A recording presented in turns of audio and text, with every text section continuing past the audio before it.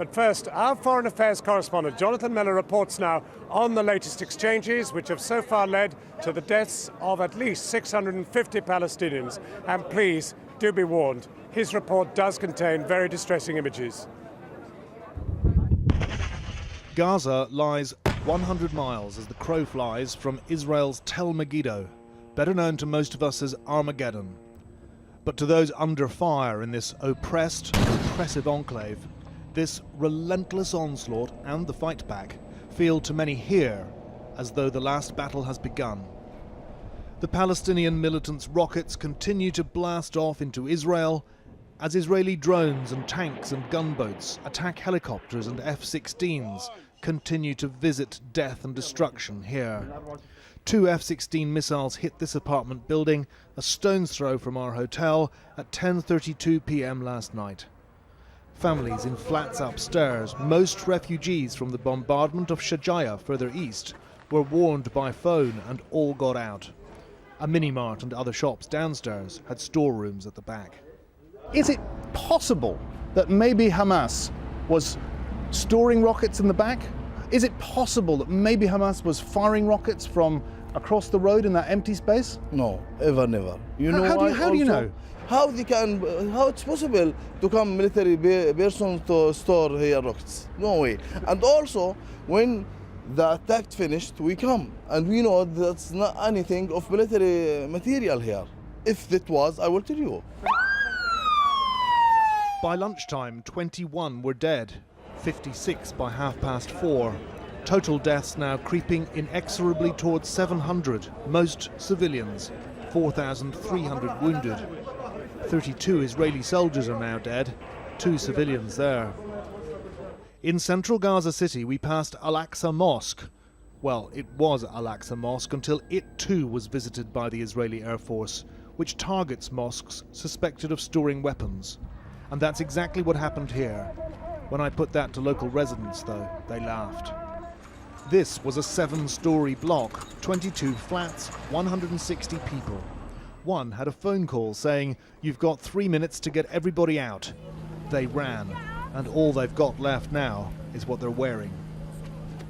We've heard so many airstrikes today, all around us, all the time. A drone hit a house as we were driving down an adjacent street about an hour ago. It was very loud and very frightening. The Palestinians in Gaza live with that fear all the time. A Palestinian friend of mine called Adim is staying with her 2 tiny children and her parents in a house just south of Gaza City. It's about half a mile from the Israeli border. And for days now, they've been pinned down under incessant shell fire. They're carrying in a corridor and running out of food and water. We've been in constant touch, but I'm going to call her now.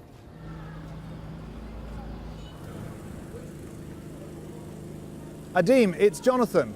Last night, Jonathan, it was the worst and the longest in my life. The shelling started at like midnight and it kept going on till maybe 9 a.m. It was really, really heavy shelling, like non-stop, continuous. And you know what's really like every night I sleep and I say, oh my God, maybe this is the last time I see the faces of my babies, or maybe this is the last minute I hug him.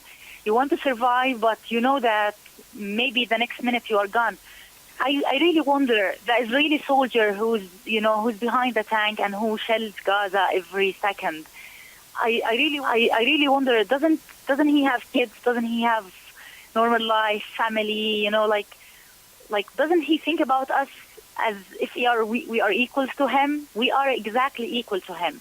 We need a ceasefire. Adim sent me these pictures of shards of tank shell shrapnel that landed on their house, which is now surrounded by Israeli tanks and snipers. I don't know how we're still alive, she said. Not far away from her, people were fleeing the sprawling refugee camp of Khan Yunis after deadly drone strikes and shelling there.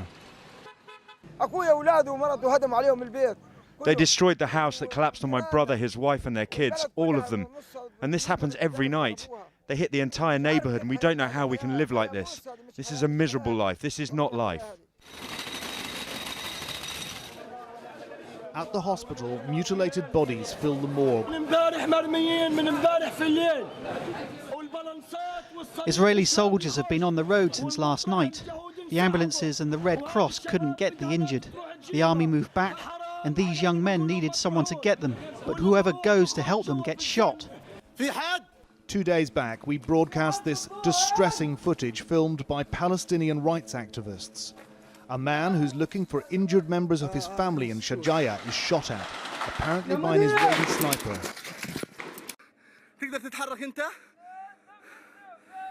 As he lies there, he takes a second direct hit. At this point, we freeze frame. The third shot kills the man. He took another shot. Other rescue workers are unable to even reach him.